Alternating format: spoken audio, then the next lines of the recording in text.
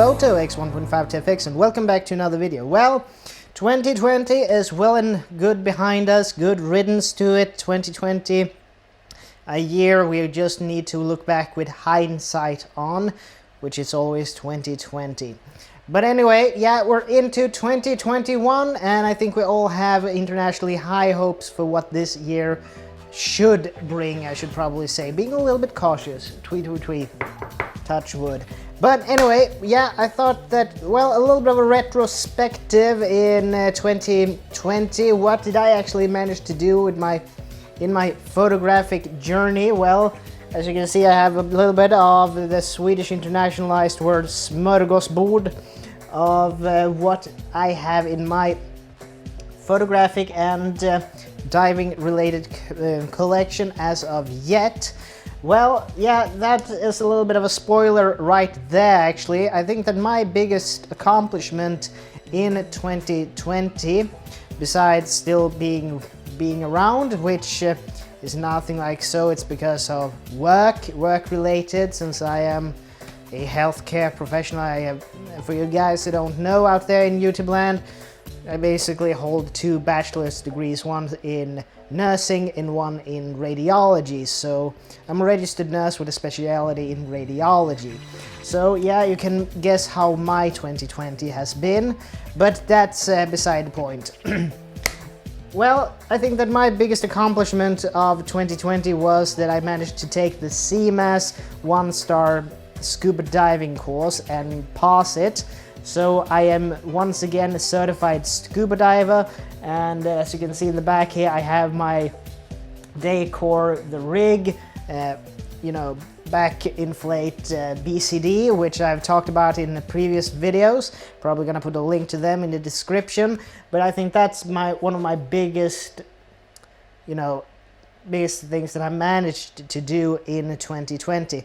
And I think that's something that is so ultra important for each and every one of us when times are tough like they still are. It is to keep goals and have a bucket list of what you want to get done and what you want to experience, because I think that's more important than ever now that we have set goals in our lives. But anyway,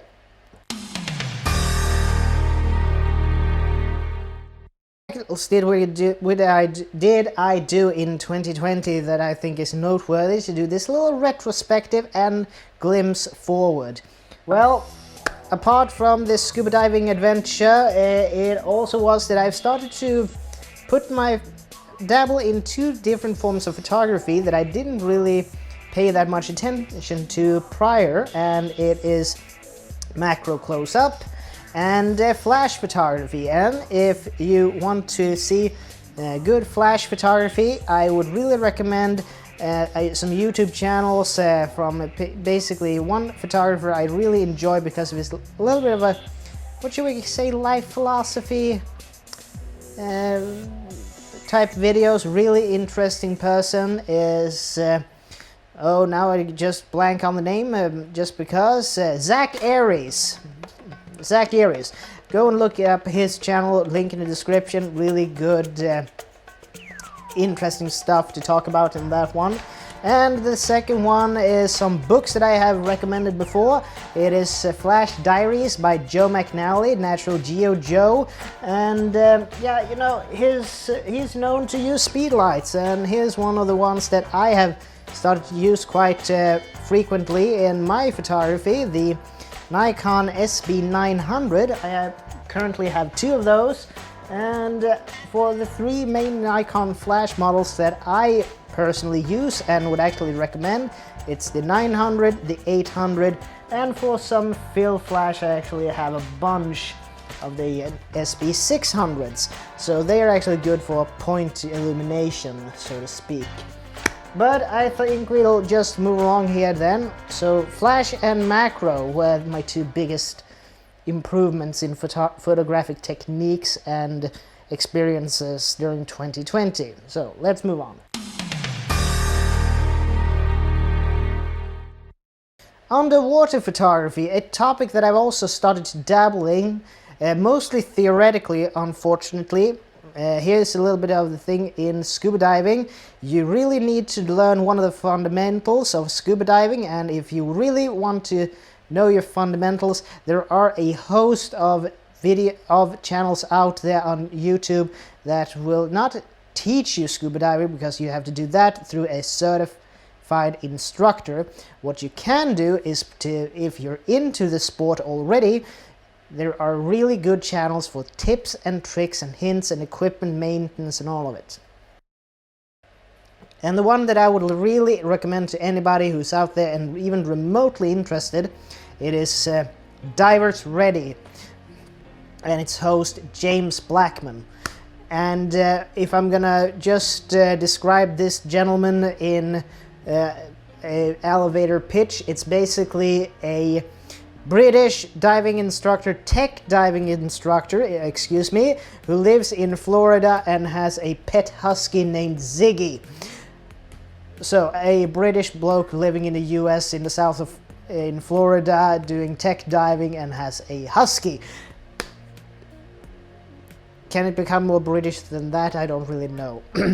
Yeah, but anyway, that instructor, that channel for scuba diving is brilliant for tips and tricks and hints and so on, how to, you know, really push forward with your diving experiences. So really link to that channel in the description as well. And yeah, so when it's gonna be now with scuba diving, then, as I said, buoyancy control, one of the most fundamental pillars of scuba diving, and you usually use with either, if you are using a wetsuit or a semi-dry, you basically control your buoyancy control with a BCD, like you have an example of back here, or you can use a dry suit, which basically inflates with air from the tank. There are also, I know, but they're not as common, there are argon devices as well, but they're not as common, not to my knowledge at least.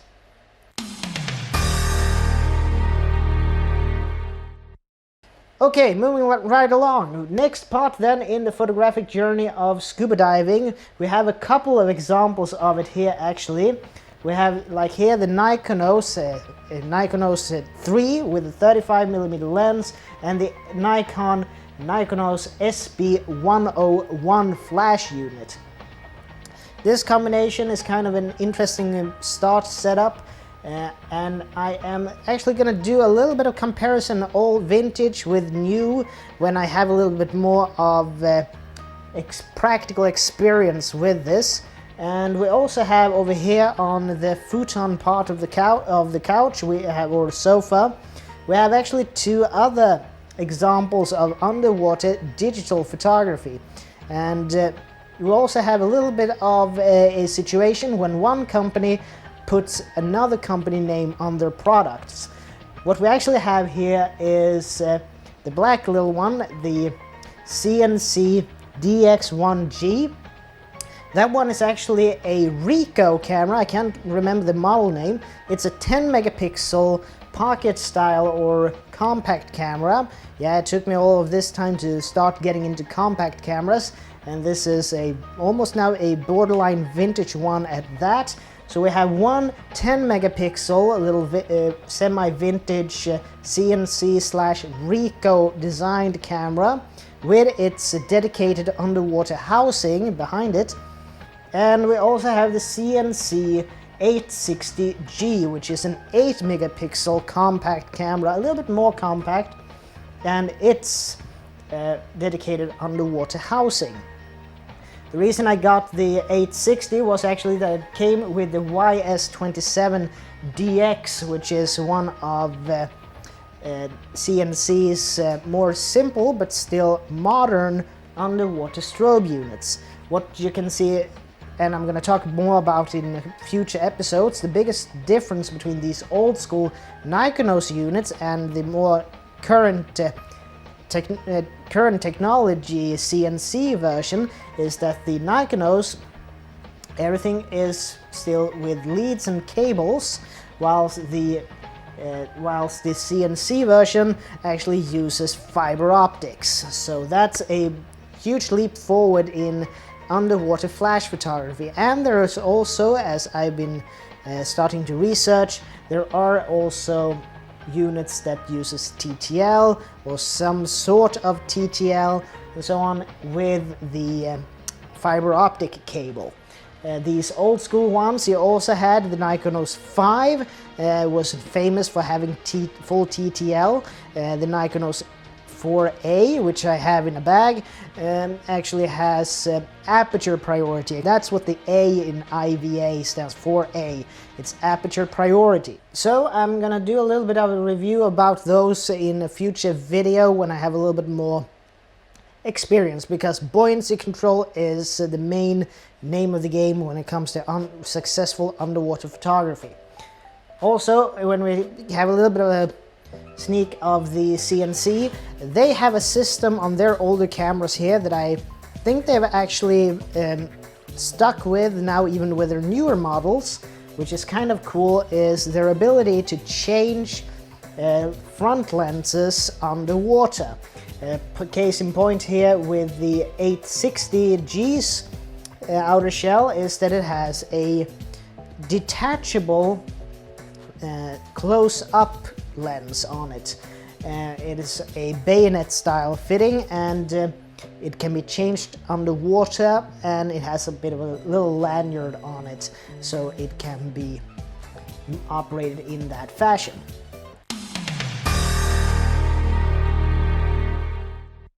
Okay, moving along, a little bit of a new acquisition that was actually a little bit of a spare of the moment. You know, when you find an auction where you just need to get it on a gamble because it's a little bit of an oddball thing, but this camera actually was named the generic Rolly by Tony and Chelsea Northrup, and it's the Yashica A that you can see on that little Velbond tripod over there, and that camera is a medium format, 6x6. It has a 18mm lens. I don't remember the maximum aperture of it as of now, but it is basically a generic Rolleiflex from all intents and purposes. And as soon as I have put a roll through it and had it developed, probably Uppsala Photo Company, support your local developing labs, because there are fewer and fewer along it. If we want film to you know, survive, we should probably really well, let's go. Well, as you can see here, I have a plethora of my three digital DSLR cameras that are still used. They are all good for different things and so on. A lot of use in the summer. I actually used this one, the D2XS, which was Nikon's final professional or flagship APS-C camera, the last one before the now legendary D3 that came along, because this is a 12 megapixel APS-C camera, and for all intents and purposes still a really great camera for low ISO only. When you go above about 800 ISO with this one, you start to get pretty used, in my opinion. If you're trying to do some kind of finer photography, you're starting to lose a lot, you get a lot of noise, in my opinion. Secondly, when speaking of the D3, here we have the camera that was basically the spiritual little brother of the D3. It's another 12 megapixel camera, but this one was my first used full frame camera from Nikon. It's the now also very famous D700. It's a brilliant camera in its own right. It has a similar 12 megapixel sensor full frame like the Nikon D3, but this one is also 12 megapixel. It's not really that good working with high ISO, but the color science in this camera has still not really been matched in the present day counterparts.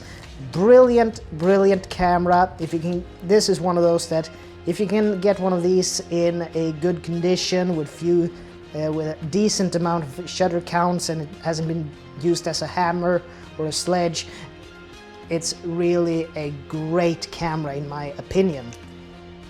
So yeah, this is a brilliant little piece of kit, and for those high ISO situations when you're in low light situations and so on, here is my old trusted workhorse, the Nikon D7200. Well, while I'm not gonna part with this anytime soon, this is really a great high ISO performing camera. It's APS-C, it's 24 and some change megapixels, and before the Nikon D5 was announced, this was the premier #1 Nikon photographer's camera of choice when it came to sports action wildlife, when you needed to crop and get as much zoom range as possible, real telephoto stuff and so on.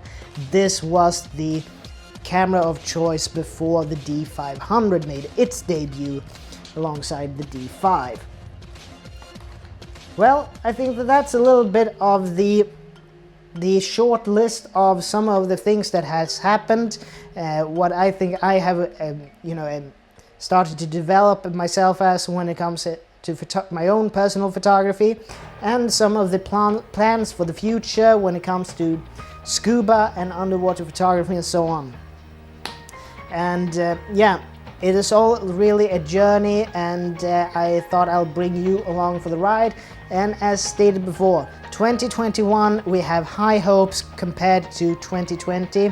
Hindsight, again, always 2020. So let's just hope we make it a good year, because it has started already fairly, not shakily, well, a little bit roughly, but if we all stick to our guns and do what is best for us all as a whole collective on this entire globe, we have all the chances in the world to triumph over this trying time. That is at least my opinion as a healthcare professional, that unfortunately, because of my job, has seen a lot of good things and some really not so good things because of the pandemic. Actually, I found on Facebook a little bit of an advertisement of this nature, and I really need to get that sweater, that hoodie, because I think that's hilarious, and it really a bit sums up how it is for someone who works in healthcare on their spare time, that becomes holy, basically. But I think that's all for me for now, and as always, this is Tobias Bergström from T.B.Photo, X1.5 to FX, and I'd like to see you guys in the next video. And as always, please like, share, comment, and subscribe, and I'll see you in the next one. So take care from now on. Bye.